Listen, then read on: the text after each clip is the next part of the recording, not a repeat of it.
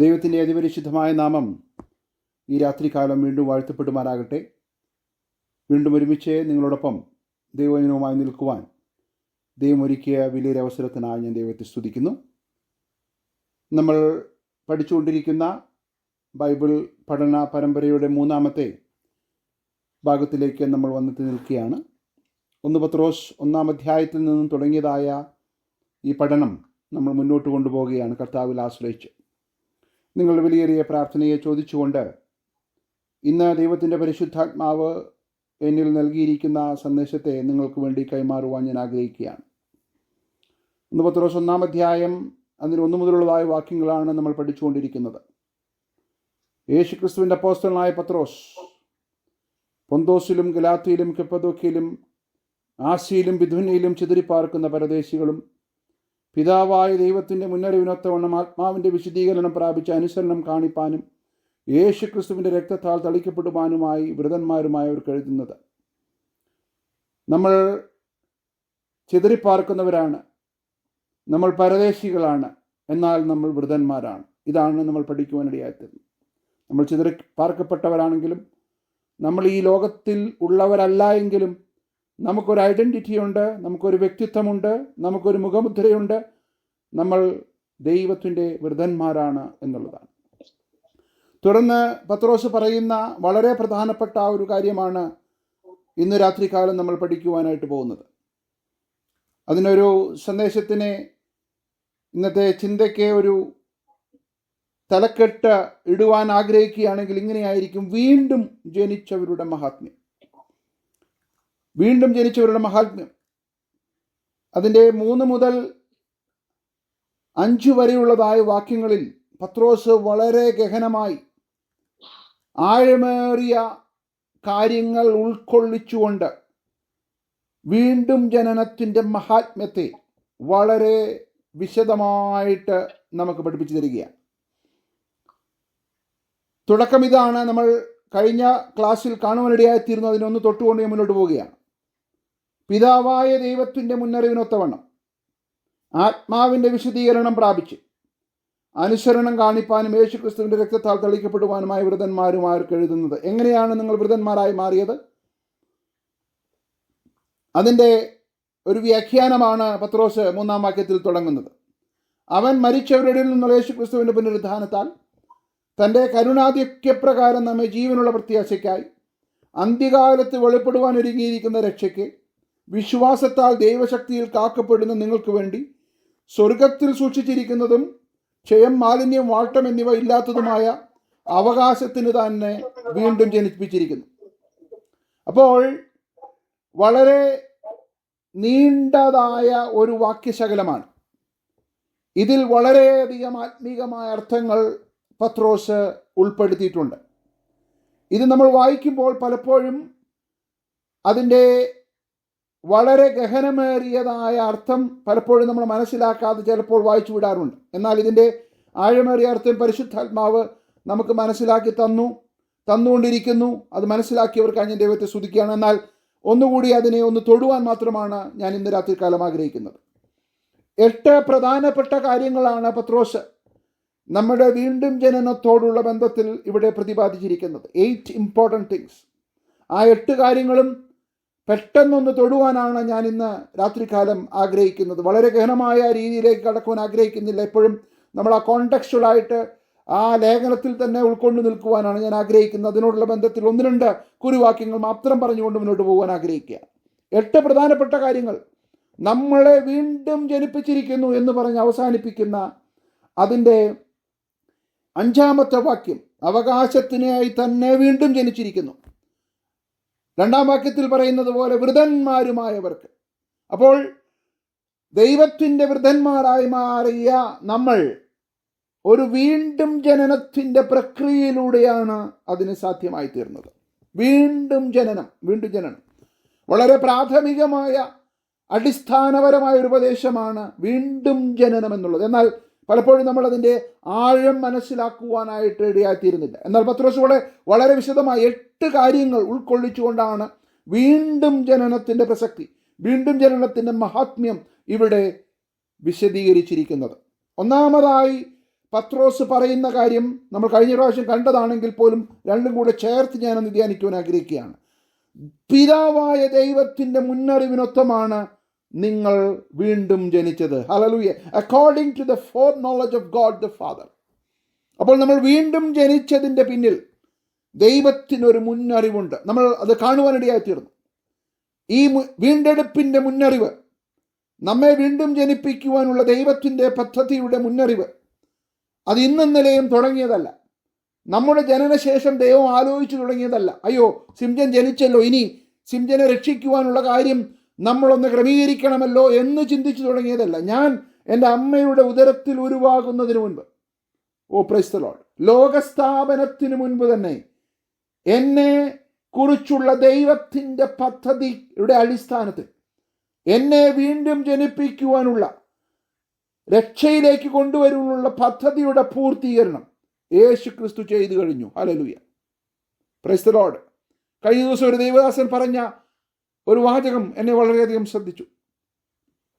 Adam ഹവ്വയും പാപം ചെയ്ത അന്ന് മുതൽ യേശു ക്രിസ്തുവിൻ്റെ കാൽവറിയിലേക്കുള്ള നടത്തം തുടങ്ങി. ഹല്ലേലൂയ. ഞാൻ വീണ്ടും ആവർത്തിക്കാൻ ആഗ്രഹിക്കുകയാണ് ദേവദാസൻ പറഞ്ഞത്.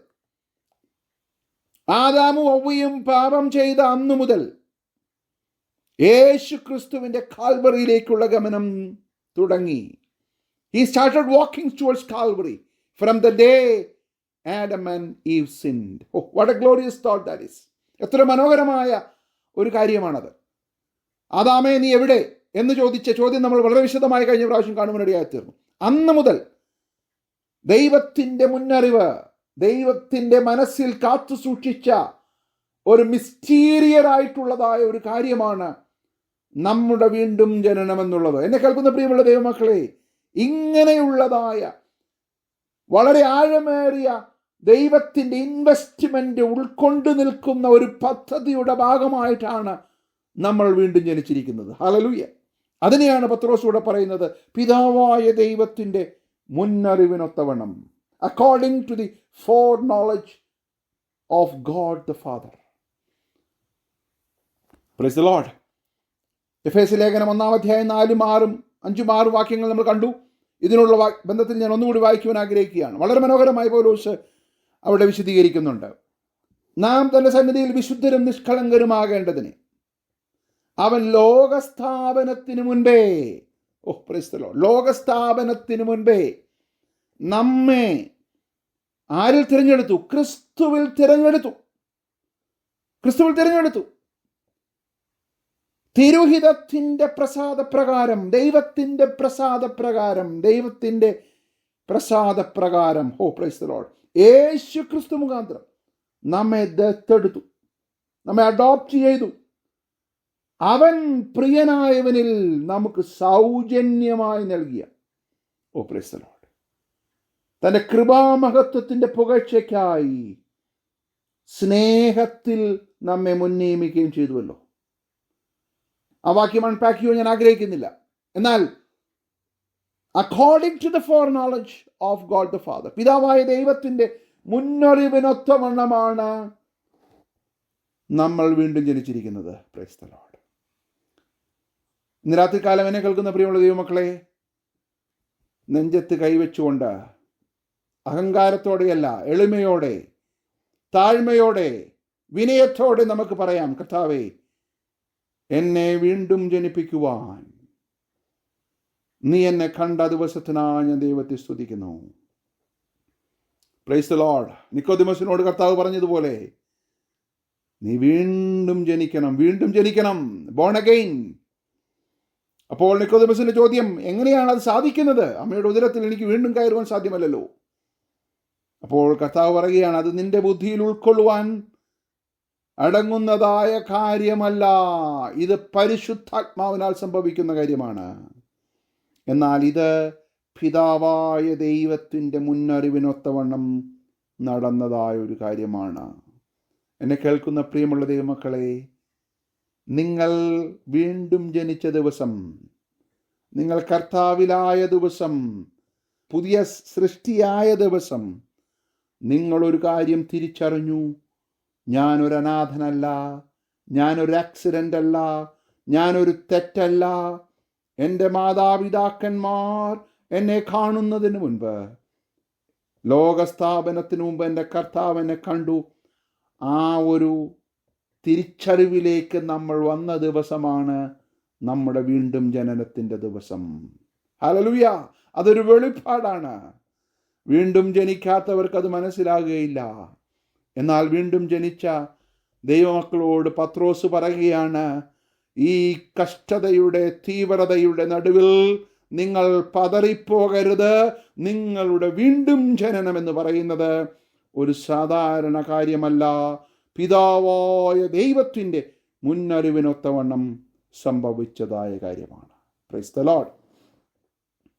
രണ്ടാമതായി പത്രോസ് അവിടെ പറയുന്ന കാര്യം, ആത്മാവിൻ്റെ വിശുദ്ധീകരണം പ്രാപിച്ച അനുസരണം കാണിപ്പാനാണ് നിങ്ങളെ വീണ്ടും ജനിച്ചിരിക്കുന്നത്. Praise the Lord. By the sanctifying work of the Spirit to obey Jesus Christ. എന്താണ്? പരിശുദ്ധാത്മാവിൻ്റെ വിശുദ്ധീകരണം പ്രാപിക്കൊണ്ടിരിക്കുവാൻ. ആ പ്രാപിക്കൊണ്ടിരിക്കുമ്പോൾ, ആത്മാവെ അനുസരിച്ച് നടക്കുമ്പോൾ നമ്മൾ ആ ശുദ്ധീകരണം പ്രാപിക്കുകയാണ്. അതിനായിട്ടാണ് നമ്മെ വീണ്ടും ജനിച്ചിരിക്കുന്നത്. അപ്പോൾ നിങ്ങളിപ്പോൾ കടന്നു പോകുന്ന കഷ്ടതയിലും, നിങ്ങളിപ്പോൾ കടന്നു പോകുന്നതായ വേദനാജനകമായ അനുഭവത്തിലും നിങ്ങളൊരു ശുദ്ധീകരണം പ്രാപിപ്പാൻ സമർപ്പിക്കണം. ഓ, പ്രൈസ് ദി ലോർഡ്. ഹല്ലേലൂയ. റോമാലേഖനം 8-ാം അധ്യായം 14, 15, 16, 17 വാക്യങ്ങളിൽ, റോമൻസ് ചാപ്റ്റർ 8 വേഴ്സ് 14 to 17, ഇങ്ങനെയാണ് പൗലോസ് പറയുന്നത്, ദൈവാത്മാവ് നടത്തുന്നവർ എല്ലാവരും ദൈവത്തിൻ്റെ മക്കൾ ആകുന്നു. നിങ്ങൾ പിന്നെയും ഭയപ്പെടേണ്ടതിനെ ദാസ്യത്തിൻ്റെ ആത്മാവിനെ അല്ല, നാം അബ്ബാ പിതാവേ എന്ന് വിളിക്കുന്ന പുത്രത്വത്തിൻ്റെ ആത്മാവിനെ തന്നെ പ്രാപിച്ചത്. നാം ദൈവത്തിൻ്റെ മക്കളെന്ന് ആത്മാവ് താനും നമ്മുടെ ആത്മാവോടുകൂടെ എന്ത് ചെയ്യുന്നു? സാക്ഷ്യം പറയുന്നു. അപ്പോൾ ദൈവാത്മാവിനാൽ നടത്തപ്പെടുക, അതാണ് ഒരു ദൈവ പൈതൽ എന്നുള്ളതിൻ്റെ അടയാളം.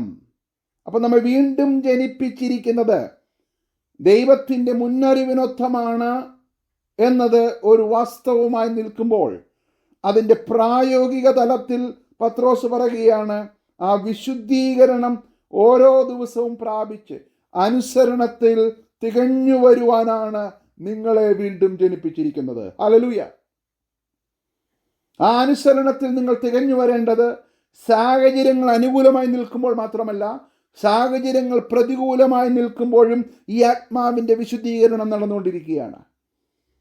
Price the Lord. നിങ്ങൾ ചിന്തിക്കാത്തതായ സാഹചര്യങ്ങളിലൂടെ നിങ്ങൾ കടന്നു പോകുമ്പോഴും ഈ ആത്മാവിൻ്റെ വിശുദ്ധീകരണം നടന്നുകൊണ്ടിരിക്കുകയാണ്. പത്രോസിൻ്റെയും പൗലോസിൻ്റെയും ഒക്കെ ഭാഷയിൽ പറഞ്ഞാൽ, ക്രിസ്ത്യാനിയായിട്ട് കഷ്ടം സഹിക്കേണ്ടി വരുമ്പോഴും ആത്മാവിൻ്റെ വിശുദ്ധീകരണം നടന്നുകൊണ്ടിരിക്കുകയാണ്. ഹല്ലേലൂയ. അപ്പോഴും നിങ്ങൾ ക്രിസ്തുവിനെ അനുസരിച്ച് മുന്നോട്ട് പോവുകയാണ്. അതുകൊണ്ടാണല്ലോ പത്രോസും യോഹന്നാനും പിടിക്കപ്പെട്ടപ്പോൾ ന്യായാധിപ സംഘത്തോട് പറഞ്ഞത്, ദൈവത്തെക്കാൾ മനുഷ്യരെ അനുസരിപ്പാൻ ഞങ്ങൾക്ക് സാധ്യമല്ല. നിങ്ങളുടെ ന്യായാധിപ സംഘത്തിന് മുൻപിൽ ഞങ്ങൾ നിൽക്കുമ്പോഴും, ചാട്ടവാറുകൊണ്ട് അടി ഏൽക്കുമ്പോഴും, കല്ലേറ് കൊള്ളുമ്പോഴും, ഈർച്ചവാളാൽ നുറുക്കപ്പെടുമ്പോഴും, ജയിലറയിലായിരിക്കുമ്പോഴും ഞങ്ങൾ വിശുദ്ധീകരണം പ്രാപിച്ചുകൊണ്ടിരിക്കുകയാണ്. ഞങ്ങൾ അനുസരണത്തിൽ തികഞ്ഞുകൊണ്ടിരിക്കുകയാണ്. ഹല്ലേലൂയ. അതുകൊണ്ടാണ് ഞങ്ങളെ വീണ്ടും ജനിപ്പിച്ചിരിക്കുന്നത്. ഒത്തിരി മനോഹരമായ ഒരു ചിന്തയാണ്. എന്നെ കേൾക്കുന്ന പ്രിയമുള്ള ദൈവമക്കളെ, നമ്മളെ ദൈവം വീണ്ടും ജനിപ്പിച്ചിരിക്കുന്നത് നമുക്ക് തോന്നിയതുപോലെ മുന്നോട്ട് പോകുവാനല്ല. അതും വീണ്ടും ജനനത്തിൻ്റെ ഒരു സാധ്യതയല്ല. Praise the Lord. വിശുദ്ധീകരണം പ്രാപിച്ച് അനുസരണം കാണിപ്പാൻ, ഒബീഡിയൻസ് ഇൻ ക്രൈസ്റ്റ്, കർത്താവായ യേശു ക്രിസ്തുവിനെ അനുസരിപ്പാൻ പരിശുദ്ധാത്മാവ് നമ്മെ എന്ത് ചെയ്തുകൊണ്ടിരിക്കുകയാണ്?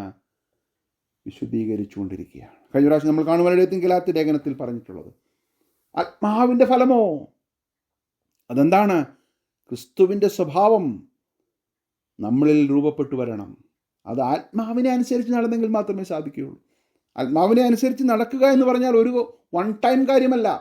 കണ്ടിന്യൂസ് ആയിട്ട് നമ്മുടെ ജീവിതയാത്രയിൽ നമ്മൾ ആത്മാവിനെ അനുസരിച്ചുകൊണ്ട് തന്നെ മുന്നോട്ട് പോകുമ്പോൾ നമ്മൾ അനുസരണത്തിൽ തികഞ്ഞവരായി തീരുകയാണ്. നമ്മൾ മനുഷ്യരെ എല്ലാം അനുസരിക്കുന്നത് ആരെയാണ്? Obey Jesus Christ. അതിനായിട്ടാണ് നമ്മെ വീണ്ടും ജനിപ്പിച്ചിരിക്കുന്നത്. Praise the Lord. മുന്നോട്ട് പോകട്ടെ. മൂന്നാമതായിട്ട് പത്രോസ് പറയുന്ന കാര്യം ശ്രദ്ധിക്കണമേ. യേശു ക്രിസ്തുവിൻ്റെ രക്തത്താൽ തളിക്കപ്പെടുവാനുമായി നിങ്ങളെ വീണ്ടും ജനിപ്പിച്ചിരിക്കുന്നു. നമ്മളിതിനെ ഒന്ന് കഴിഞ്ഞ പ്രാവശ്യം തൊടുവാനിടയായിത്തീർന്നു. To be sprinkled with his blood. വളരെ മനോഹരമായ ഒരു പദപ്രയോഗമാണ്. ബ്ലഡ് എന്ന് പറയുമ്പോൾ പഴയ നിയമത്തിലേക്ക് നമ്മൾ ശ്രദ്ധ തിരിക്കണം, അല്ലേ? നമുക്കറിയാം, യാഗങ്ങളിലൂടെയൊക്കെ മൃഗങ്ങൾ അറുക്കപ്പെടുമ്പോൾ അവിടെ രക്തം വാർന്നൊഴുകുകയാണ്. ദൈവം ആ യാഗങ്ങളിൽ പ്രസാദിച്ചുകൊണ്ടേ മുന്നോട്ട് പോയിക്കൊണ്ടിരുന്നു. എന്നാൽ ആ യാഗങ്ങളെയെല്ലാം നീക്കിക്കൊണ്ട് യേശു ക്രിസ്തു നമുക്ക് വേണ്ടി പരമയാഗമായി തീർന്നു. ആ പരമയാഗത്തിലും രക്തം ചിന്തപ്പെട്ടു. Price the Lord. എബ്രായ ലേഖന കർത്താവ് വളരെ മനോഹരമായി അതിന് 9-ാം അധ്യായം 11, 12, 13, 14 വാക്യങ്ങളിൽ ഇങ്ങനെ പറയുകയാണ്. ഞാൻ നിങ്ങൾക്ക് വേണ്ടി വായിക്കാം. ക്രിസ്തുവോ വരുവാനുള്ള നന്മകളുടെ മഹാപുരോഹിതനായി കൈപ്പണിയല്ലാത്തതായി എന്ന് വെച്ചാൽ ഈ സൃഷ്ടിയിൽ ഉൾപ്പെടാത്തതായി വലിപ്പവും തികവുമേറിയ ഒരു കൂടാരത്തിൽ കൂടി ആട്ടുകൊറ്റന്മാരുടെയും പശുക്കിടാക്കളുടെയും രക്തത്താലല്ല. അപ്പോൾ ഇവിടെ പഴയ നിയമവുമായിട്ട് താരതമ്യം ചെയ്യുകയാണ് എബ്രായ ലേഖന കർത്താവ്. മഹാപുരോഹിതൻ കൈപ്പണിയായ കൂടാരത്തിൽ കയറിയെങ്കിൽ നമുക്കുള്ള മഹാപുരോഹിതനായ യേശു ക്രിസ്തു കൈപ്പണിയല്ലാത്ത ഒരു കൂടാരത്തിൽ, പ്രൈസ് ദി ലോർഡ്, ആട്ടുകൊറ്റന്മാരുടെയും പശുക്കിടാങ്ങളുടെ രക്തത്താലല്ല. പിന്നെ എങ്ങനെയാണ്? തൻ്റെ സ്വന്തം രക്തത്താൽ തന്നെ. Price the Lord. അണ്ടർലൈൻ ചെയ്യേണ്ട പദമാണ്. തൻ്റെ സ്വന്തം രക്തത്താൽ. എന്താണ് ഈ രക്തത്തിൻ്റെ പ്രത്യേകത? നിർദോഷമായ രക്തം. പാപമറിയാത്ത, പാപം ചെയ്യാത്ത, പാപമില്ലാത്ത, നിർദോഷനും നിഷ്കളങ്കനുമായ കുഞ്ഞാടിൻ്റെ രക്തം. Price the Lord. സ്വന്തം രക്തത്താൽ തന്നെ ഒരിക്കലായിട്ട് വിശുദ്ധ മന്ദിരത്തിൽ പ്രവേശിച്ചു. അവൻ നമുക്ക് വേണ്ടി പ്രവേശിച്ചു വിശുദ്ധ മന്ദിരത്തിൽ. നമുക്ക് വേണ്ടി അവൻ പക്ഷപാതം ചെയ്തുകൊണ്ടിരിക്കുകയാണ്. ചുമ്മാതല്ല, അവൻ്റെ സ്വന്തം രക്തം നമുക്ക് വേണ്ടി ഉറ്റിത്തന്നു. Price the Lord. അപ്പൊ നമ്മൾ വീണ്ടും ജനിപ്പിച്ചിരിക്കുന്നത് ഈ രക്തത്താൽ തളിക്കപ്പെടുവാൻ. രക്ഷിക്കപ്പെടുമ്പോൾ യേശു ക്രിസ്തുവിന്റെ രക്തത്താൽ നമ്മൾ വീണ്ടും ജനിച്ചു. എന്നാൽ ഇതൊരു പ്രോസസ്സാണ്. ആത്മാവിന്റെ വിശുദ്ധീകരണത്തിൽ വീണ്ടും നമ്മൾ യേശു ക്രിസ്തുവിന്റെ രക്തത്താൽ ശുദ്ധീകരിക്കപ്പെട്ടുകൊണ്ടിരിക്കുകയാണ്. യോഹന്നാൻ 1-ാം അധ്യായത്തിൽ നമ്മളത് കാണുവാനിടയായിത്തീർന്നു. യേശുവിൻ്റെ രക്തം സകല പാപം പോക്കി നമ്മെ ശുദ്ധീകരിക്കുന്നു. പക്ഷേ നമ്മൾ അത് ഏറ്റുപറയുമ്പോൾ അവൻ്റെ രക്തം നമ്മുടെ മേൽ അപ്ലൈ ചെയ്യുകയാണ്. അപ്പോൾ പശുക്കിടാക്കളെ ആട്ടുകൊറ്റന്മാരുടെ രക്തത്താലല്ല. അതിൻ്റെ 13-ാമത്തെ വാക്യം ആട്ടുകൊറ്റന്മാരുടെയും, ശ്രദ്ധിച്ചേ, ആട്ടുകൊറ്റന്മാരുടെയും കാളകളുടെയും രക്തവും മലിനപ്പെട്ടവരുടെ മേൽ തളിക്കുന്ന പശുവംശവും ജഡീക ശുദ്ധി വരുത്തുന്നുവെങ്കിൽ അത്രേ ഉള്ളൂ. അതിനത്രേ സാധിക്കത്തുള്ളൂ. എന്നാൽ നിത്യാത്മാവിനാൽ ദൈവത്തിന് തന്നെത്താൻ നിഷ്കളങ്കനായി അർപ്പിച്ച, പാപമില്ലാത്ത, പാപം ചെയ്യാത്ത, പാപം അറിയാത്ത, നിഷ്കളങ്കനായി അർപ്പിച്ച യേശു ക്രിസ്തുവിന്റെ രക്തം ജീവനുള്ള ദൈവത്തെ ആരാധിപ്പാൻ. അടുത്ത വാക്ക് ശ്രദ്ധിച്ചേ. നിങ്ങളുടെ മനസാക്ഷിയെ, നിർജീവ പ്രവർത്തികളെ പോക്കി എത്രയധികം ശുദ്ധീകരിക്കും. Price the Lord. എത്ര മനോഹരമായിട്ടാണ് എബ്രായ ലേഖന കർത്താവോട് വിശദീകരിച്ചിരിക്കുന്നത്. 1 പത്രോസ് 1-ാം അധ്യായം 18-ാം വാക്യത്തിൽ വീണ്ടും അത് നമ്മൾ കാണുകയാണ്. വ്യർത്ഥവും പിതൃപാരമ്പര്യവുമുള്ള നിങ്ങളുടെ നടപ്പിൽ നിന്ന് നിങ്ങളെ വീണ്ടെടുത്തിരിക്കുന്നത് പൊന്ന്, വെള്ളി മുതലായ അഴിഞ്ഞു പോകുന്ന വസ്തുക്കളെ കൊണ്ടല്ല, ക്രിസ്തു എന്ന നിർദോഷവും നിഷ്കളങ്കവുമായ കുഞ്ഞാടിന്റെ വിലയേറിയ രക്തം കൊണ്ടത്രേ. അപ്പോൾ ദൈവത്തിൻ്റെ മുന്നറിവിനൊത്തവണ്ണം ആത്മാവിൻ്റെ വിശുദ്ധീകരണം പ്രാപിപ്പാൻ, യേശു ക്രിസ്തുവിൻ്റെ രക്തത്താൽ തളിക്കപ്പെടുവാൻ നമ്മളെ വീണ്ടും ജനിപ്പിച്ചിരിക്കുന്നു. Praise the Lord. ഹല്ലേലൂയ. ഈ രക്തത്താൽ കഴുകപ്പെടുവാൻ നമ്മെ തന്നെ സമർപ്പിക്കാം. പ്രായോഗിക ജീവിതത്തിൽ നമ്മൾ യേശുക്രിസ്തുവിൻ്റെ മരണ പുനരുത്ഥാനങ്ങളെ ധ്യാനിക്കുന്ന തിരുമേശയുടെ മുമ്പിൽ നമ്മൾ വരുമ്പോൾ നമ്മളിതിനെ ഓർക്കുകയാണ്. ദൈനംദിന ജീവിതത്തിൽ യേശുക്രിസ്തു എന്ന മഹാപുരോഹിതൻ നമുക്ക് വേണ്ടി പക്ഷപാതം ചെയ്യുന്നു. ആ രക്തത്തിൻ്റെ അപ്ലിക്കേഷൻ നമ്മുടെ മേൽ നടക്കുകയാണ്. ഓ പ്രൈസ് ദി ലോർഡ്, എത്ര മനോഹരമായൊരു ചിത്രമാണ്. നമ്മളെ വീണ്ടും ജനിപ്പിച്ചതിൻ്റെ പിന്നിൽ വലിയൊരു ഉദ്ദേശമുണ്ട് ദൈവമക്കളെ. ഹല്ലേലൂയ. ആബേലിൻ്റെ രക്തത്തെക്കാൾ ഗുണകരമായി സംസാരിക്കുന്ന ഒരു രക്തം നമുക്കുണ്ട്.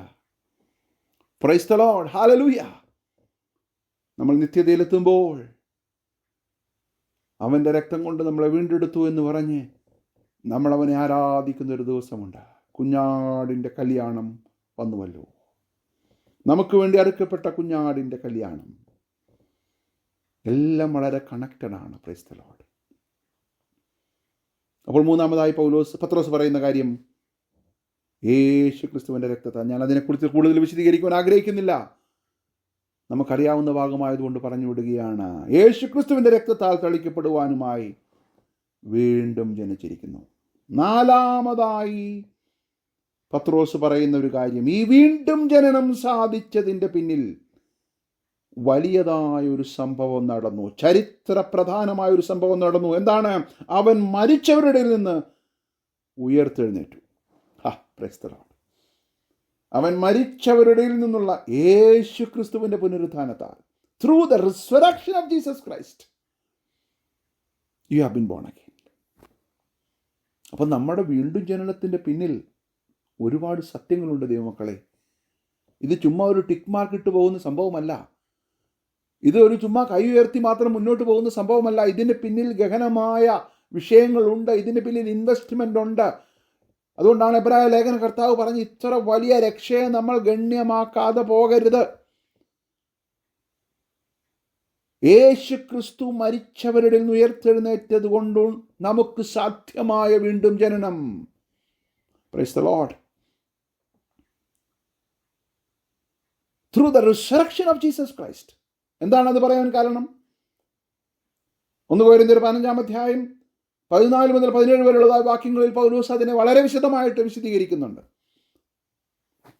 ക്രിസ്തു ഉയർത്തെഴുന്നേറ്റിട്ടില്ലെങ്കിൽ ഞങ്ങളുടെ പ്രസംഗം വ്യർത്ഥം. ആരും ഉയർത്തെഴുന്നേറ്റിട്ടില്ലെങ്കിൽ? ക്രിസ്തു. അതുമാത്രമല്ല, ഞങ്ങളുടെ പ്രസംഗം വ്യർത്ഥമാണ് എന്ന് പറഞ്ഞവിടെ നിർത്തുകയല്ല, നിങ്ങളുടെ വിശ്വാസവും വ്യർത്ഥമാണ് എന്ന് പറഞ്ഞാൽ നിങ്ങൾക്ക് വീണ്ടും ജനിക്കാൻ ഒരു സാധ്യതയുമില്ല. Price the Lord. നിങ്ങളുടെ വിശ്വാസം വ്യർത്ഥമാണ് പ്രിയമുള്ളവരെ. മരിച്ചവർ ഉയർക്കുന്നില്ല എങ്കിൽ ദൈവം ഉയർപ്പിച്ചിട്ടില്ലാത്ത ക്രിസ്തുവിനെ അവൻ ഉയർപ്പിച്ചു എന്ന് ദൈവത്തിന് വിരോധമായി സാക്ഷ്യം പറയാൻ ഞങ്ങൾ ദൈവത്തിന് കള്ളസാക്ഷികളെന്ന് വരും. എന്ന് പറഞ്ഞാൽ നിങ്ങൾ നുണ പറയുന്നവരായി മാറും. ചരിത്ര പ്രാധാന്യം അറിയിക്കുന്ന ഒരു സംഭവമാണ് യേശു ക്രിസ്തുവിൻ്റെ ഉയർത്തെഴുന്നേൽപ്പ്. ഇനി ശ്രദ്ധിച്ചേ, പഴയ നിയമത്തിൽ അനേക പ്രവാചകന്മാർ യേശു ക്രിസ്തുവിൻ്റെ ഒന്നാമത്തെ വരവിനെക്കുറിച്ച് പ്രവചിച്ചു. അത് നടന്നു. 1 കൊരിന്ത്യർ 15-ാം അധ്യായത്തിൽ പൗലോസ് ആദ്യ വാക്യങ്ങളിൽ പറയുന്നുണ്ട്, തിരുവെഴുത്തിനു പ്രകാരം അവൻ മരിച്ചു, തിരുവെഴുത്തിനു പ്രകാരം അവൻ അടക്കപ്പെട്ടു. ചുമ്മാതല്ല, തിരുവെഴുത്ത് according to the word of God. അല്ലേ? According to the word of God. ഞാനൊരു കാര്യം നിങ്ങളോട് പറഞ്ഞാൽ അത് സംഭവിക്കുമ്പോൾ എന്നിലുള്ള വിശ്വാസം നിങ്ങൾക്ക് കൂടുകയാണ്. 2-ാം പ്രാവശ്യം പറഞ്ഞപ്പോൾ അതേ കാര്യം നടന്നു. 3 പ്രാവശ്യം പറഞ്ഞപ്പോൾ നടന്നു. ഒരു 100 പ്രാവശ്യം പറഞ്ഞപ്പോൾ നടന്നുവെങ്കിൽ ഞാനിനി അടുത്ത് എന്ത് പറഞ്ഞാലും അത് സാധ്യമാകും എന്നുള്ള ഒരു നിലയിലേക്ക് നിങ്ങൾ വരും. എന്ന് പറയുന്നത് പോലെ യേശു ക്രിസ്തുവിനെ കുറിച്ച് പറഞ്ഞ എല്ലാ പ്രവചനങ്ങളും നിവൃത്തിയായെങ്കിൽ പൗലോസൂടെ സ്ഥാപിക്കുകയാണ്, അവൻ്റെ ഒന്നാമത്തെ വരവ് ചരിത്ര സംഭവമായി മാറിയെങ്കിൽ അതിനുശേഷം യേശു ക്രിസ്തു തിരുവെഴുത്തിൻ പ്രകാരം ഉയർത്തെഴുന്നേറ്റെങ്കിൽ നമുക്കൊരു ഉയർത്തെഴുന്നേൽപ്പുണ്ട്. Price the Lord. ആ യേശു ക്രിസ്തുവിൻ്റെ ഉയർത്തെഴുന്നേൽപ്പാണ് നമ്മുടെ വിശ്വാസത്തിൻ്റെ അടിസ്ഥാനം എന്ന് പറയുന്നത്. അതിനെക്കുറിച്ചൊരു തിയോളജിയും പറഞ്ഞത്, യേശുക്രിസ്തു ഉയർത്തെഴുന്നേൽക്കാതെ യേശുക്രിസ്തുവിൻ്റെ ശരീരത്തിൽ നിന്നും ഒരസ്ഥി ആണ് ലഭിച്ചതെങ്കിൽ മറ്റു മതങ്ങൾ പലപ്പോഴും സന്തോഷമാകുമായിരുന്നു. അവർ അതിൻ്റെ പേരിൽ ഒരു മോണ്യുമെൻ്റ് പണിയുമായിരുന്നു. എന്നാൽ ക്രിസ്ത്യാനികളെ സംബന്ധിച്ചിടത്തോളം അങ്ങനെ ആയിരുന്നെങ്കിൽ നമ്മുടെ വിശ്വാസത്തിൻ്റെ അടിത്തറ ഇളകുമായിരുന്നു. അസ്ഥി ലഭിക്കാതെ വണ്ണം നമ്മൾ സുവിശേഷങ്ങളിൽ വായിക്കുന്നത് പോലെ അവൻ ഇവിടെയില്ല. Praise the Lord. കല്ലറയെ ഭേദിച്ചുകൊണ്ട് അവൻ ഉയർത്തെഴുന്നേറ്റു. അങ്ങനെയുള്ള ചരിത്രപ്രധാനമേറിയ, ചരിത്രത്തിൽ ഇതുവരെയും സംഭവിക്കാത്ത, നമ്മൾ മലയാളത്തിൽ ഒരു പാട്ട് പാടുന്നു, ഉലകമഹാന്മാരെല്ലാം കല്ലറയിൽ അടങ്ങിയപ്പോൾ എൻ്റെ യേശു മഹോന്നതൻ മാത്രം ഉയർത്തെഴുന്നേറ്റു. അല്ലേ? ആ പാട്ടിനർത്ഥം അതാണ്. അവരെല്ലാം മൺമറഞ്ഞു പോയപ്പോൾ എൻ്റെ യേശു ഉയർത്തെഴുന്നേറ്റു. ആ ഉയർപ്പിനാൽ നിങ്ങൾക്ക് ലഭ്യമായ വീണ്ടും ജനനം. ഹല്ലേലൂയ. അവൻ മരിച്ചവരുടെ ഇടയിൽ നിന്നുള്ള യേശു ക്രിസ്തുവിൻ്റെ പുനരുത്ഥാനത്താൽ ഇപ്പോഴും മരിച്ചവർ അവിടെ തന്നെ കിടക്കുകയാണ്. എന്നാൽ നമ്മുടെ കർത്താവ് ഉയർത്തെഴുന്നേറ്റ് സ്ഥാപിച്ച പുതിയ നിയമത്തിലൂടെ നമ്മൾ വീണ്ടും ജനിച്ചു. Price the Lord. എന്നിട്ട് പൗലോസ് പറയുകയാണ്, ക്രിസ്തു ഉയർത്തിട്ടില്ല എങ്കിൽ നിങ്ങളുടെ വിശ്വാസം വ്യർത്ഥമത്രേ. അതുമാത്രമല്ല, നിങ്ങളിപ്പോഴും നിങ്ങളുടെ പാപങ്ങളിലിരിക്കുന്നു എന്ന് പറഞ്ഞാൽ നിങ്ങൾക്ക് വീണ്ടും ജനനം സാധ്യമാകുകയില്ല. അപ്പോൾ നമ്മുടെ വീണ്ടും ജനനം ദൈവത്തിൻ്റെ മുന്നറിവിനൊത്തവണ്ണവും പരിശുദ്ധാത്മാവിൻ്റെ വിശദീകരണത്തിന് വേണ്ടിയും യേശുക്രിസ്തുവിൻ്റെ രക്തത്താൽ തളിക്കപ്പെടുവാനുമാണ്. പക്ഷേ ഇതിൻ്റെ സാധിച്ചതിൻ്റെ പിന്നിലുള്ള മനോഹരമായ കാര്യമാണ് 4-ാമതായിട്ട് പത്രോസ് പറയുന്നത്, മരിച്ചവരുടെ ഇടയിൽ നിന്നുള്ള യേശുക്രിസ്തുവിൻ്റെ പുനരുത്ഥാനം. മുന്നോട്ട് പോകട്ടെ. അതുമാത്രമല്ല, 5-ാമതായി പത്രോസ് പറയുന്ന കാര്യം, നിങ്ങൾ വീണ്ടും ജനിച്ചത് തൻ്റെ കരുണാധിക്യപ്രകാരമാണ്. Price the Lord. നിങ്ങളുടെ കഴിവ് കൊണ്ടാണെന്ന് ഒരു നിമിഷം പോലും നിങ്ങൾ ചിന്തിച്ചു പോകരുത്. According to his great mercy. Great mercy. Hallelujah. നമുക്ക് എന്ത് യോഗ്യതയുള്ളത് പ്രിയമുള്ളവരെ? അല്ലേ? നമ്മൾ പാടുന്നൊരു പാട്ടുണ്ട്, അന്നേ മരിച്ചു പോയെങ്കിൽ ഞാൻ ചെന്നേനെ വൻ നരകത്തിൽ, പാപിയാ ഞാൻ ജീവിച്ചപ്പോൾ, പാത തെറ്റി ഓടിയപ്പോൾ എൻ്റെ കർത്താവിനോട് കരുണ തോന്നി. Price the Lord. ആ കരുണ എന്ന് പറയുന്നത് അൺഡിസേർവ്ഡ് മേഴ്സി. ഒരിക്കൽ പോലും യോഗ്യതയില്ലാത്ത രീതിയിൽ നമ്മുടെ മേൽ ദൈവം ചൊരിഞ്ഞ മഹാകരുണ. Praise the Lord. അങ്ങനെയാണ് നിങ്ങൾ വീണ്ടും ജനിച്ചിരിക്കുന്നത്. അതുകൊണ്ട് ഇപ്പോൾ നിങ്ങൾ പ്രയാസത്തിലൂടെയും പ്രതികൂലങ്ങളിലൊക്കെ കടന്നു പോകുമ്പോൾ നിങ്ങൾ തളർന്നു പോകരുത്. Price the Lord. നിങ്ങളുടെ വീണ്ടും ജനനത്തിന് ഒരു മഹാത്മ്യമുണ്ട് പ്രിയമുള്ള ദൈവമക്കളെ. റോമാലേഖനം 5-ാം അതിൻ്റെ 8-ാം വാക്യത്തിൽ പൗലോസ് ഇങ്ങനെ പറയുന്നു, ക്രിസ്തുവോ നാം പാപികളായിരിക്കുമ്പോൾ തന്നെ നമുക്ക് വേണ്ടി മരിക്കിയാൽ ദൈവം തനിക്ക് നമ്മോടുള്ള സ്നേഹത്തെ, തൻ്റെ കരുണയെ, തൻ്റെ മഹാത്മ്യത്തെ പ്രദർശിപ്പിക്കുന്നു.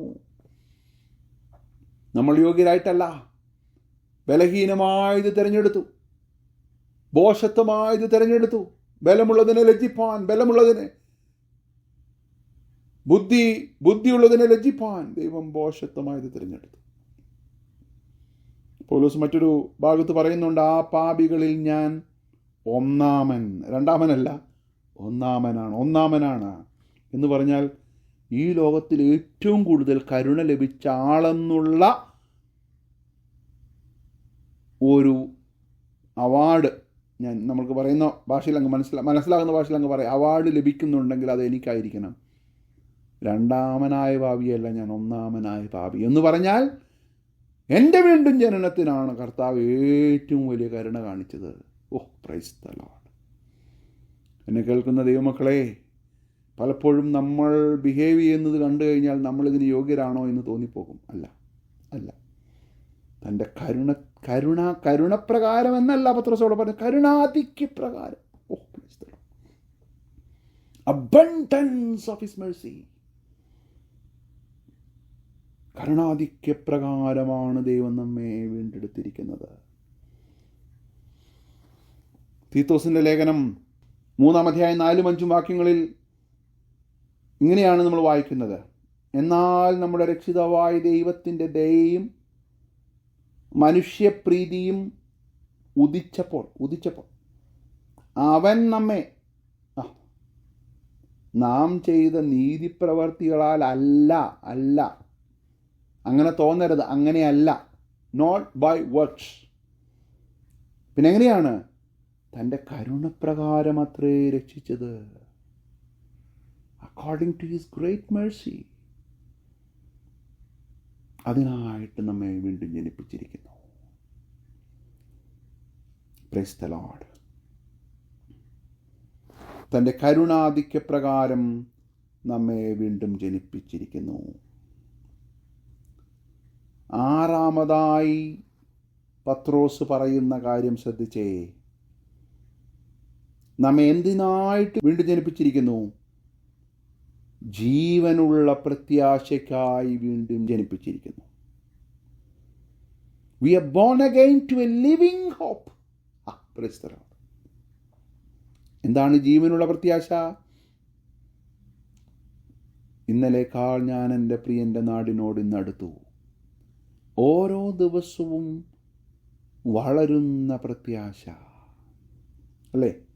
നമുക്കറിയാം, ഈ ലോകത്തിൽ ഒരു സന്തോഷജനകമായ ഒരു കാര്യം 1 മാസം കഴിഞ്ഞ് നടക്കുവാനുണ്ടെങ്കിൽ ഓരോ ദിവസം കഴിയുമ്പോഴും നമുക്കതിനുള്ള സന്തോഷവും ആകാംക്ഷയും ഒക്കെ കൂടുന്നത് പോലെ നിത്യതയോടടുക്കുമ്പോൾ നമുക്കൊരു പ്രത്യാശയും സന്തോഷമുണ്ടോ? ഞാൻ സാധാരണ പറയാറുള്ളൊരു കാര്യം, കഴിഞ്ഞ 24 മണിക്കൂറിൽ നിത്യതയെക്കുറിച്ച് നമ്മൾ ഒരു പ്രാവശ്യമെങ്കിലും ധ്യാനിച്ചിട്ടില്ലെങ്കിൽ നമ്മുടെ വീണ്ടും ജനനത്തിൻ്റെ മഹാത്മ്യം നമ്മൾ തിരിച്ചറിഞ്ഞിട്ടില്ല. ദൈവമക്കളെ, നമ്മളെ വീണ്ടും ജനിപ്പിച്ചത് ഈ ലോകത്തിൽ വലിയൊരാളാകുവാനല്ല. നമ്മളെ വീണ്ടും ജനിപ്പിച്ചത് ഇവിടെ പ്രസിദ്ധനായി തീരുവാനല്ല. നമ്മളെ വീണ്ടും ജനിപ്പിച്ചത് ഇവിടെ കോടീശ്വരനാകുവാൻ അല്ല. നമ്മളെ വീണ്ടും ജനിപ്പിച്ചത് ഇവിടെ എന്നേക്കും ജീവിക്കുവാൻ അല്ല. നമ്മളെ വീണ്ടും ജനിപ്പിച്ചത് ലോകപ്രകാരം ഒരു പേരുണ്ടാക്കി മരിക്കുവാൻ അല്ല. നമ്മളെ വീണ്ടും ജനിപ്പിച്ചത് ജീവനുള്ള ഒരു പ്രത്യാശയ്ക്കായില്ല. Praise the Lord. തീത്തോസിൻ്റെ തന്നെ 3-ാം അധ്യായം അതിൻ്റെ 6-7 വാക്യങ്ങളിൽ നാം അവൻ്റെ കൃപയാൽ നീതീകരിക്കപ്പെട്ടിട്ട് പ്രത്യാശ പ്രകാരം നിത്യജീവൻ്റെ അവകാശികളായി തീരേണ്ടതിനെ പുനർജനന സ്നാനം കൊണ്ടും നമ്മുടെ രക്ഷിതാവായ യേശുക്രിസ്തു മുഖാന്തരം നമ്മുടെ മേൽ ധാരാളമായി പകർന്ന പരിശുദ്ധാത്മാവിൻ്റെ നവീകരണം കൊണ്ട് തന്നെ. അപ്പോൾ ഒരു പ്രത്യാശയുണ്ട്. പ്രത്യാശയുടെ അടിസ്ഥാനത്തിലാണ് നമ്മൾ മുന്നോട്ട് പോകേണ്ടത്. പ്രിയമുള്ള ദൈവമക്കളെ, born again to a living hope. Praise the Lord. 7-ാമതായി പത്രോസ് പറയുന്നത് ശ്രദ്ധിച്ചേ. അന്ത്യകാലത്ത് വെളിപ്പെടുവാൻ ഒരുങ്ങിയിരിക്കുന്ന രക്ഷയ്ക്ക് വിശ്വാസത്താൽ ദൈവശക്തിയിൽ കാക്കപ്പെടുന്നു. എന്താണ്? അന്ത്യകാലത്ത് വെളിപ്പെടാനുള്ള ഒരു രക്ഷയുണ്ട്. രക്ഷയുടെ ഒരു പൂർത്തീകരണം അത് സംഭവിക്കും. 1 യോഹന്നാൻ 3-ാം അധ്യായം അതിൻ്റെ 2-3 വാക്യങ്ങളിൽ മനോഹരമായി യോഹന്നാൻ അപ്പോസ്തലൻ അതിനെ വിശദീകരിക്കുന്നുണ്ട്. പ്രിയമുള്ളവരെ, നാം ഇപ്പോൾ ദൈവമക്കളാകുന്നു. ഉറപ്പുണ്ടല്ലോ? ഉണ്ട്. നാം ഇന്നതാകുമെന്ന് ഇതുവരെ പ്രത്യക്ഷമായിട്ടില്ല. ഇതുവരെ ആരെയും ലോകം കണ്ടിട്ടില്ല നമ്മൾ ഇന്നതാകുമെന്ന്. Price the Lord. എന്നിട്ട് യോഹന്നാൻ പറയുകയാണ്, അവൻ പ്രത്യക്ഷനാകുമ്പോൾ, ആരെ? ക്രിസ്തു, നാം അവനെ താനിരിക്കും പോലെ, ഗ്ലോറിഫൈഡ് ക്രൈസ്റ്റിനെ പോലെ തന്നെ നാം കാണുന്നതാകൊണ്ട് തേജസ്കരിക്കപ്പെട്ട ക്രിസ്തുവിനോട് സദൃശന്മാരായി നമ്മൾ മാറും. Price the Lord. അങ്ങനെയുള്ളൊരു ഗ്ലോറിഫിക്കേഷന് വേണ്ടി ദൈവം നമ്മെ എന്ത് ചെയ്തുകൊണ്ടിരിക്കുകയാണ്? ഈ വീണ്ടും ജനനം കൊണ്ട് ദൈവശക്തിയിൽ കാക്കപ്പെട്ടുകൊണ്ടിരിക്കുകയാണ്. Praise the Lord. We have been preserved. We are being preserved, protected by God through faith. For what? For the salvation ready to be revealed in the last time. അതിനു വേണ്ടിയാണ് നമ്മെ വീണ്ടും ജനിപ്പിച്ചിരിക്കുന്നത്. Praise the Lord. യൂദയുടെ ലേഖനം 24 വാക്യത്തിൽ ഇങ്ങനെ പറയുന്നുണ്ട്, വീഴാതെ വണ്ണം നിങ്ങളെ സൂക്ഷിച്ച് തൻ്റെ മഹിമാസന്നിധിയിൽ കളങ്കമില്ലാത്തവരായി നിർത്തേണ്ടതിന്, ആനന്ദത്തോടെ നിർത്തുവാൻ. Praise the Lord. ശക്തിയുള്ള നമ്മുടെ കർത്താവായ യേശു ക്രിസ്തു മുഖാന്തരം നമ്മുടെ രക്ഷിതാവായ ഏകദൈവത്തിന് തന്നെ സർവകാലത്തിനു മുമ്പ് ഇപ്പോഴും സദാകാലത്തോളം തേജസ്സും മഹിമയും ബലവും അധികാരവും ഉണ്ടാകുമാറാകട്ടെ. ആമേൻ. അപ്പം നമ്മെ ദൈവശക്തിയിൽ കാക്കപ്പെടുകയാണ്. Praise the Lord. നമ്മെ കാത്തു സൂക്ഷിച്ചുകൊണ്ടിരിക്കുകയാണ്. എന്താണ് നമ്മിൽ നിന്ന് വേണ്ട പ്രതികരണം? നേരത്തെ പറഞ്ഞതുപോലെ അനുസരണം, പരിശുദ്ധാത്മാവിനാൽ നിയോഗിക്കപ്പെട്ടുകൊണ്ടുള്ളൊരനുസരണം. അപ്പോൾ 7-ാമതായി പത്രോസ് പറയുന്ന കാര്യം ശ്രദ്ധിച്ചല്ലോ. അന്ത്യകാലത്ത് ഈ രക്ഷയുടെ, ഈ വീണ്ടും ജനനത്തിൻ്റെ ഒരു പൂർത്തീകരണത്തിനായി നിങ്ങളെ കാത്തു സൂക്ഷിച്ചുകൊണ്ടിരിക്കുകയാണ്. എന്നെ കേൾക്കുന്ന ദൈവമക്കളെ, നമുക്കൊരു തേജസ്കരണമുണ്ട്. അതിനായിട്ടാണ് നമ്മെ വീണ്ടും ജനിപ്പിച്ചിരിക്കുന്നത്. അതുകൊണ്ട് നിങ്ങൾ പതറിപ്പോകരുത്. അല്ലേ? നമ്മൾ മുഖവരയിൽ കണ്ടതുപോലെ വളരെ കഷ്ടതയിലൂടെ കടന്നു പോകുന്ന, ചിതറിപ്പാർക്കുന്ന പരദേശികളായിരിക്കുന്ന വിശ്വാസികളോട് പത്രോസ് പറയുകയാണ്, നിങ്ങളെ വീണ്ടും ജനിപ്പിച്ചിരിക്കുന്നത് എന്തിനു വേണ്ടി? ദൈവശക്തിയിൽ നിങ്ങൾ കാക്കപ്പെട്ടുകൊണ്ടിരിക്കുകയാണ്. എന്തിനു വേണ്ടി? ഇനി വെളിപ്പെടാനിരിക്കുന്ന ഒരു രക്ഷയുണ്ട്. Praise the Lord. 8-ാമതായി പത്രോസ് പറയുന്ന ഒരു കാര്യമുണ്ട്. ഇതിൻ്റെ മനോഹാരിത എല്ലാം കൂട്ടിച്ചേർത്ത് പറയുകയാണ്. സ്വർഗത്തിൽ സൂക്ഷിച്ചിരിക്കുന്നതും ക്ഷയം, മാലിന്യം, വാട്ടം എന്നിവ ഇല്ലാത്തതുമായ അവകാശത്തിനായി വീണ്ടും ജനിപ്പിച്ചിരിക്കുന്നു. Praise the Lord. ക്ഷയം, മാലിന്യം, വാട്ടം എന്നിവ ഇല്ലാത്തതായ ഒരവകാശത്തിനായി, ഒരു ഇൻഹെറിറ്റൻസിനായി. To obtain an inheritance which is imperishable, undefiled, and will not fade away. And it is reserved in heaven for you. Reservation എന്ന് പറഞ്ഞാൽ എന്താ അർത്ഥം? വേറെ ആരും അത് എടുത്തുകൊണ്ടു പോകുകയില്ല.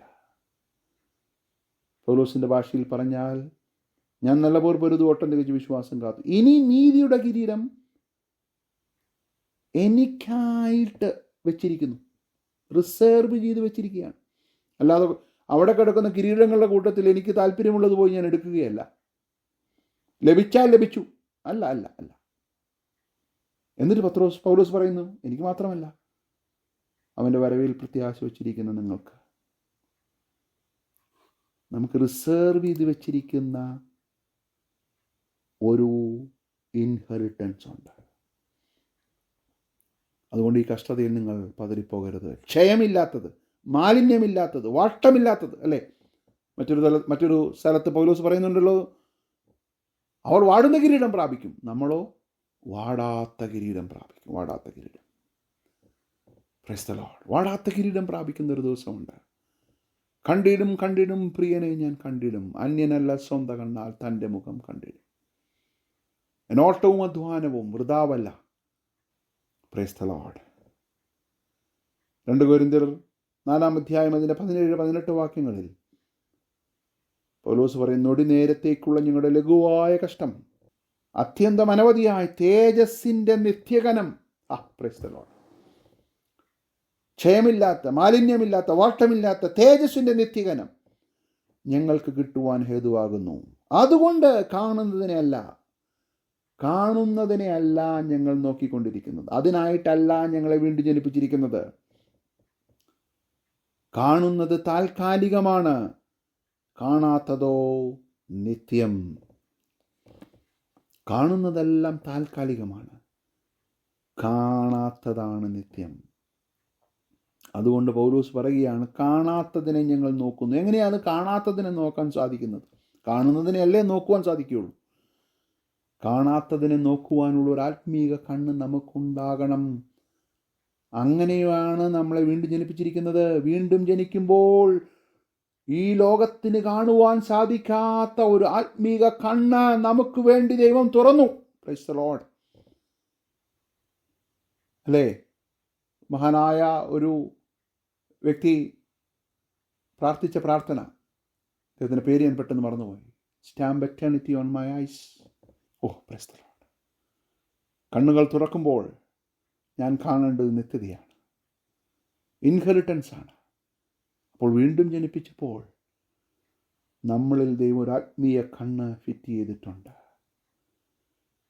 നമ്മളിനി നടക്കുമ്പോഴും ഇരിക്കുമ്പോഴും എല്ലായ്പ്പോഴും നമ്മൾ നോക്കിക്കാണേണ്ടത്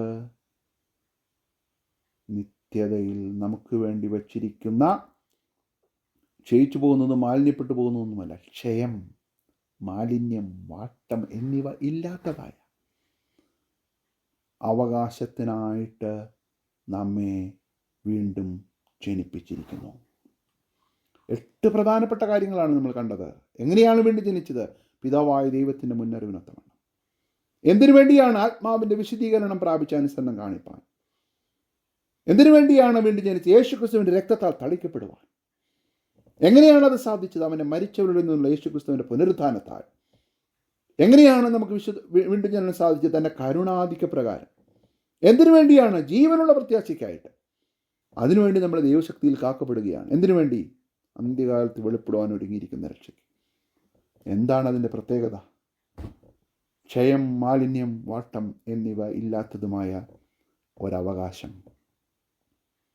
അങ്ങനെയുള്ള ഒരു അവകാശത്തിനായിട്ട് നമ്മെ വീണ്ടും ജനിപ്പിച്ചിരിക്കുന്നു. Praise the Lord. എബ്രായ ലേഖനത്തിൽ ഞാൻ പറഞ്ഞതുപോലെ, 2-ാം അധ്യായത്തിൽ പറയുന്നത് പോലെ, ദൂതന്മാർ മുഖാന്തരം അരുളി ചെയ്ത വചനം സ്ഥിരമായിരിക്കുകയും ഓരോരോ ലംഘനത്തിനും അനുസരണക്കേടിനും ന്യായമായ പ്രതിഫലം ലഭിക്കുകയും ചെയ്തുവെങ്കിൽ കർത്താവ് താൻ പറഞ്ഞു തുടങ്ങിയതും ദൈവ അടയാളങ്ങളാലും അത്ഭുതങ്ങളാലും വിവിധ വീര്യപ്രവർത്തികളാലും തൻ്റെ ഇഷ്ടപ്രകാരം പരിശുദ്ധാത്മാവിനെ നൽകിക്കൊണ്ടും സാക്ഷി നിന്നത് കേട്ടവർ നമുക്ക് ഉറപ്പിച്ചു തന്നതുമായ ഇത്ര വലിയ രക്ഷ നാം ഗണ്യമാക്കാതെ പോയാൽ എങ്ങനെ തെറ്റി ഒഴിയും? വീണ്ടും ജനിച്ചവരുടെ മഹാത്മ്യം തിരിച്ചറിഞ്ഞുകൊണ്ട് നമ്മളും വീണ്ടും ജനിച്ചവരാണെന്നുള്ള ഉറപ്പോടെ പിതാവിൻ്റെ മുന്നറിവിനൊത്തവണ്ണം വീണ്ടും ജനിച്ച നമ്മൾ ഓരോ ദിവസവും ആത്മാവിൻ്റെ വിശദീകരണം പ്രാപിച്ച് ക്രിസ്തുവിൻ്റെ രക്തത്താൽ തളിക്കപ്പെട്ട് യേശു ക്രിസ്തുവിൻ്റെ ഉയർത്തെഴുന്നേൽപ്പിനാണ് തൻ്റെ കരുണാധിക്യ പ്രകാരമാണ് നമ്മളെ വീണ്ടെടുത്തുള്ളതായ മനോഭാവത്തോടെ ഒരു ജീവനുള്ള പ്രത്യാശയ്ക്കായിട്ട് ദൈവശക്തിയിൽ കാക്കപ്പെടുവാൻ സ്വർഗത്തിൽ സൂക്ഷിച്ചിരിക്കുന്നതും ക്ഷയം, മാലിന്യം, വാട്ടം എന്നിവ ഇല്ലാത്തതുമായ അവകാശത്തിനായിട്ട് നമ്മൾ നമ്മുടെ ഓട്ടം ഓടിത്തികയ്ക്കണം. അതിനായിട്ടാണ് ദൈവം നമ്മെ വീണ്ടും ജനിപ്പിച്ചിരിക്കുന്നത്. ഈ വചനങ്ങളാൽ ദൈവം നമ്മെ ധാരാളമായിട്ട് അനുഗ്രഹിക്കുമാറാകട്ടെ. ആമേൻ.